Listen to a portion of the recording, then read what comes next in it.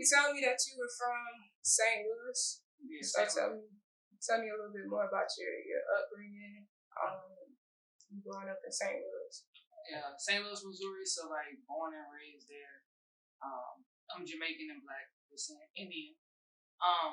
Yeah, St. Louis rough, but I was around the music, my grandfather, you know what I'm saying? St. Louis, I was built up in the church, deacons in the family, you know what I'm saying? In the Bible study, you know, Sunday school, you name it, I was there. So did your love for music start in the church? Actually, no. Like my love for music started from like my grandfather. He was a blues player. God bless the dead. He was a blues player and he played with like B.B. King. He opened up in a lot of little small joints in St. Louis. And he used to always like push me to like singing. So I first started off as singing. And so I go back to my grandfather. He'll play the guitar, he'll play like the keyboard or the piano.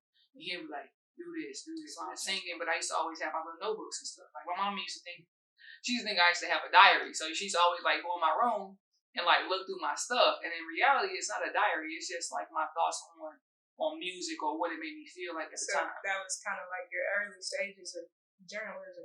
Kind of sort of like, I mean, because I didn't really tie it together until like my first heartbreak. You know what I'm saying? So like music became medicine, but in the beginning stages, you know, and in St. Louis, music was everything. Like going to the parks, you know, watching my father play softball, watching people coming out there and, you know, they're barbecuing and they playing music. And I grew up on the old school music, you know what I'm saying? So I'm a lover of the old generation, like, you know, the Temptations, you know, Stylistics. What got you struck your interest into listening into artists like Chris Brown and stuff like that? Just how unapologetic the music became. So when people started to become more true, I am 90s R&B. Like the art of noise equals the art of change. So at first it's like, what sound do you make? You know what I'm saying? What love language do you speak as an artist, as a creator? And then I had to think about the art of change. So the art of noise is making so much noise. Now, what is my initial purpose? That is a camouflage to talk about real things. It's just seeing what you wanted out of it and seeing what you didn't want out of it, and then seeing that in between, the things that they don't say. And I'm that thing that they don't say. So like I wanted to write the things that we don't know, like the deep thoughts, the secrets, the fears, whatever it was. Do you think the image is as important as it is for entertainers? No, I think that it's I don't think image is anything to me. Like I think that it is all about the exterior, right? Like what they perceive you to be. If you look dominant, if you look like a threat, then you are a threat. Mm-hmm. It's not perception to a lot of people. It's misperceived because perception is reality to a lot of people. So I feel like my sexuality is just another dominant statement, just like being Black. With Art of Noise, did you say you started that back in 2016? That's when I made it kind of more like official. More of official and more like public, right? Because again, I've been doing this since I was 13, 14 years old. And this is your platform where you write about the artists that you're following and such like that? Well, 90% of the people that I write for are not necessarily the people that I follow. The people that I expose myself to are people that are interesting because nobody's talking about it. Most of the time, I don't even know where they come from. It just comes across. I think it's more like a word of mouth. Like with what started to be just me going live and just empowering and pouring into creatives and letting them know that you don't have to sit around and wait for somebody to validate your creativeness or give you validation that you are good. You have to give self that validation. You have to say, you know what, I'm dope and I don't really care what nobody thinks. And I created the Down South Takeover for that reason. And if they can sing, great. Oh, we're having a great show. If they can't sing, we're having a phenomenal show. Because at some point, they're going to get seen. And they're going to feel welcome. And honestly, I don't be know. I asked them this, like, well, how did you find my platform? Oh, no, I just came across your Instagram. And I jumped on your live and I liked your energy. And boom, instantly, we're friends. We're family. Like, majority of the people that come in contact with me, it's not a one-time thing. Now it's a lifetime. So I really don't know. They always just say it's based off the energy. So whatever energy I'm exuding, it's gravitating to people, and they just want more of it. And even if I tell them, like, listen, I can't make you famous. I can't put you in a position to win I can give you an opportunity to showcase your talent without charging you. Has there been anyone that you covered that no one had known about yet that eventually ended up kind of taking off pretty big? I wouldn't say that she wasn't known. I would say that it was a light, like another light from one creative to another. Mm-hmm. Mia Amber, you know, she was found by Trina, and her story is very insightful, and a lot of people still don't know. You know what I mean? But I make sure that if I've ever listened to the music, if I've ever interviewed you, or even a hot second I've had an interaction with you, I'm gonna play your music, and I'm gonna make people know who you are.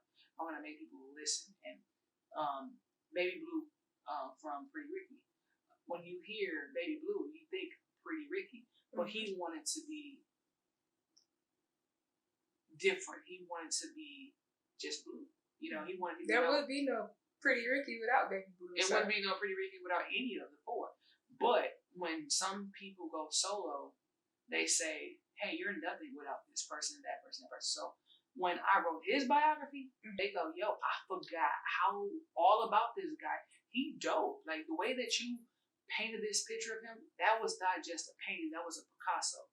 I'm like, for real? Like, word?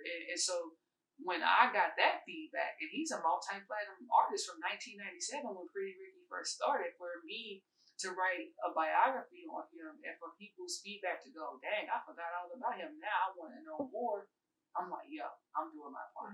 That's what it's all about. Yeah. That's crazy. The most rewarding part about the art noise is that I don't seek anything, but the most rewarding part is how I make you feel at the end of the day.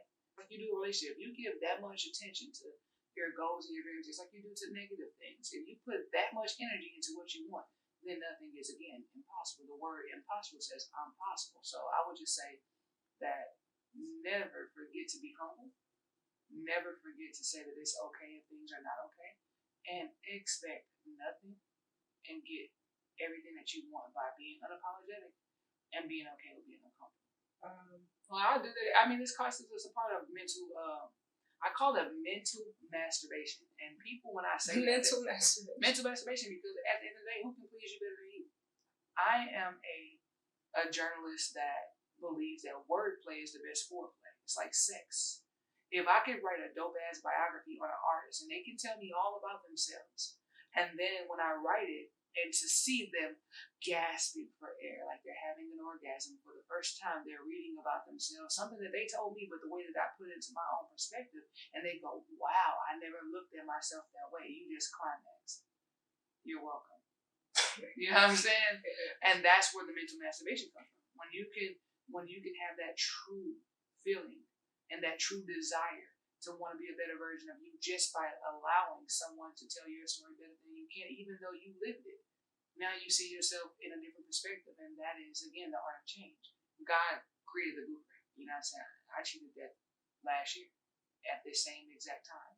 March 31st, I had a car accident, and I wasn't supposed to survive. The car was smashed all in, and I got out of the car without a scratch. And the cop said, "Is a person dead if they still in the car?"